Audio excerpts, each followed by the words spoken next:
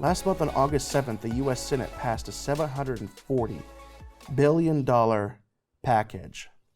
And it was to, help with inflation, because that's what you do. You create $800 billion packages to help with inflation. Right. It's just 2 + 2 = 37, right? And with Vice President Kamala Harris giving Democrats the last vote they needed in this bill. The bill is called the Inflation Reduction Act of 2022.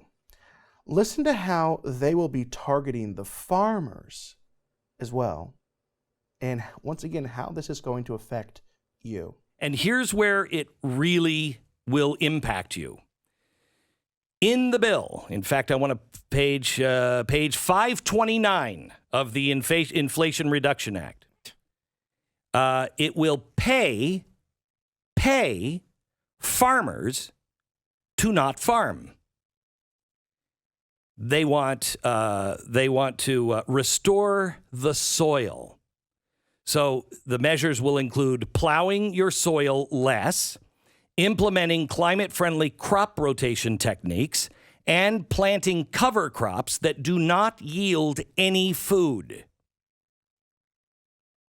There's $20 billion available September 30th now to diminish the climate impact from farms. They are going to start paying farmers not to farm, and then you'll be fine. They're also going to now, I would like to say encourage you, but what they're going to do to the farmers is tell them exactly how they can farm.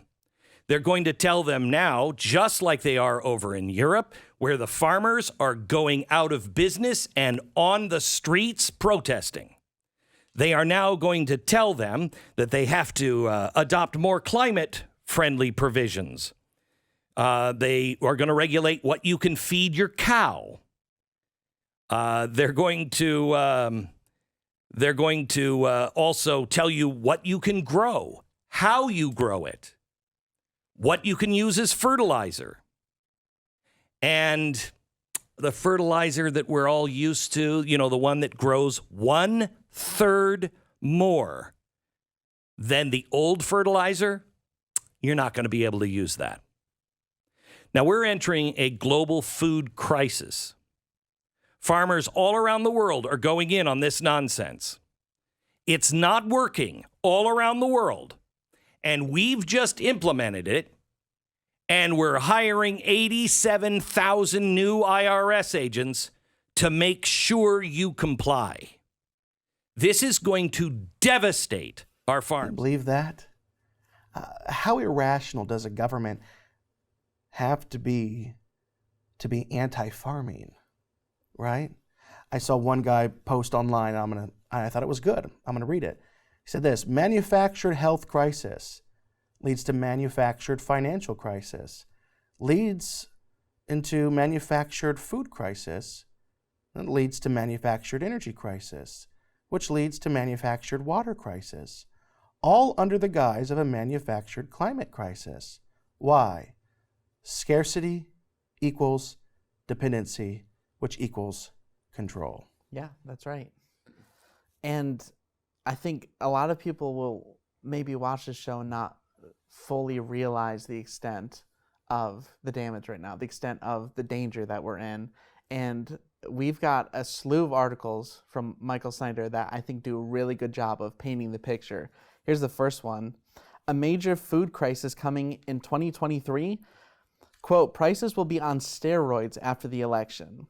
Agricultural production is going to be way below expectations all over the planet in 2022, and that means that there will be far less food to go around in 2023.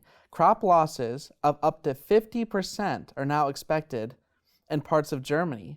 Up to half of the crops in parts of the German state of Baden-Württemberg are likely to be lost due to drought, farmers of the region have claimed. Let's just keep going. Authorities are also projecting similar crop losses in key areas of the UK, France, and Italy. And here in the United States, 37% of farmers, over 1/3 of farmers in the western half of the country, say that they will be killing their own crops because there's no chance that they will come to maturity due to the endless drought. All of these crop losses haven't hit the food system yet. With all of that in mind, I would like to share with you a comment that was just posted on one of Southern Prepper's video. Just a heads up, I have a family member who works in the corporate pricing department for groceries. This company has been in the business 40 years. A meeting was called one day ago, and they were told prices will be on steroids after the election. The owner says that he hasn't seen what's headed our way in 40 years of business. Listen, here's another article.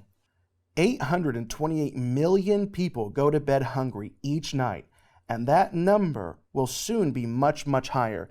According to the World Food Program, as many as 828 million people go to bed hungry every night. The number of those facing acute food insecurity has soared from 135 million, get this, to 345 million since 2019. That's a total of 50 million people in 45 countries who are teetering on the edge of famine.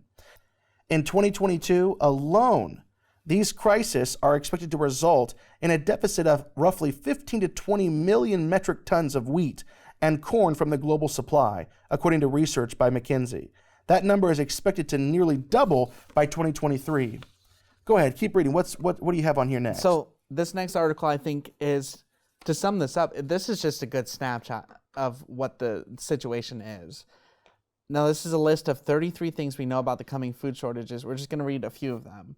The hard red winter wheat cropping in the United States this year was the smallest since 1963. But in 1963, there were only 182 million people living in this nation. Today, our population has grown to 329 million people. This year will be the worst U.S. corn harvest in at least a decade. Thanks to the endless drought, the total number of cattle in Oregon is down 41%. The total number of cattle in New Mexico is down 43%. And the total number of cattle in Texas is down 50%. At least 40% of the United States has been suffering from drought conditions for 101 consecutive weeks. Overall, this is the worst multi-year megadrought, like we said, in the United States in the past 1,200 years.